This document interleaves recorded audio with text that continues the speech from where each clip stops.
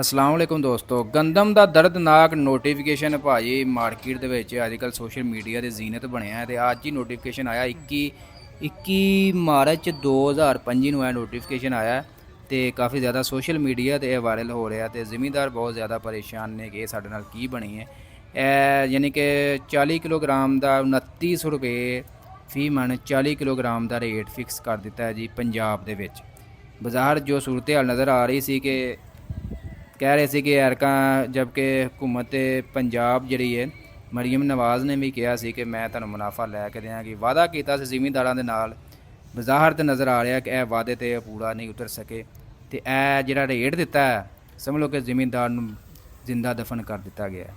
ਬਹੁਤ ਘੱਟ ਰੇਟ ਕਿਉਂਕਿ ਖਾਦਾਂ ਦੀ ਗੱਲ ਕਰੀਏ, ਯੂਰੀਆ DAP ਦੀ ਗੱਲ ਕਰੀਏ, ਡੀਜ਼ਲ ਦੀ ਗੱਲ ਕਰੀਏ, ਠੇਕੇ ਕਰੀਏ ਤੇ ਉਹਨਾਂ ਦੇ ਡਬਲ ਹੋ ਗਿਆ ਕੰਮ।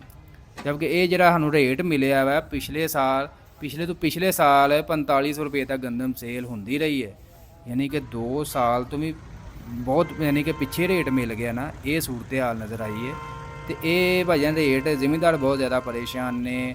ਕਹਿ ਰਹੇ ਕਿ ਸਾਨੂੰ ਕਿਸ ਜੁਰਮ ਦੀ ਸਜ਼ਾ ਦਿੱਤੀ ਗਈ ਹੈ।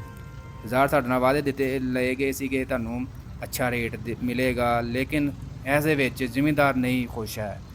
ਬਾਜ਼ਾਰ ਵੇਖੋ ਹੁਣ ਕਰਦੇ ਕਿ 2900 ਨੂੰ ਕੀ ਕਰਨਗੇ, ਕਿਵੇਂ ਖਰੀਦਣਗੇ, ਕੀ ਕਰਨਾ ਇਹਨਾਂ ਨੇ, ਕੋਈ ਸਮਝ ਤੋਂ ਬਾਹਰ ਲਾਤਾ ਹੈ।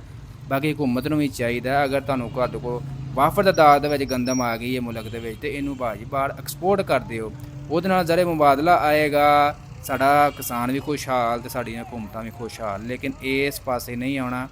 ਇਹ ਜੀ ਸਾਰਾ ਜਿਹੜਾ IMF ਕਰਦਾ ਵਾ, ਜੋ ਵੀ ਸੂਰਤ ਹਾਲ ਹੁੰਦੀ IMF ਦੇ ਬਗੈਰ ਤੁਸੀਂ ਹੁਣ ਕਿਹਾ ਜੋਗੇ ਨਹੀਂ ਹੈ ਤੇ ਫਿਰ IMF ਨੇ ਆਪਣੀਆਂ ਸ਼ਰਤਾਂ ਤੇ ਫਿਰ ਸਖਤ ਰੱਖਣੀਆਂ ਹੀ ਨੇ।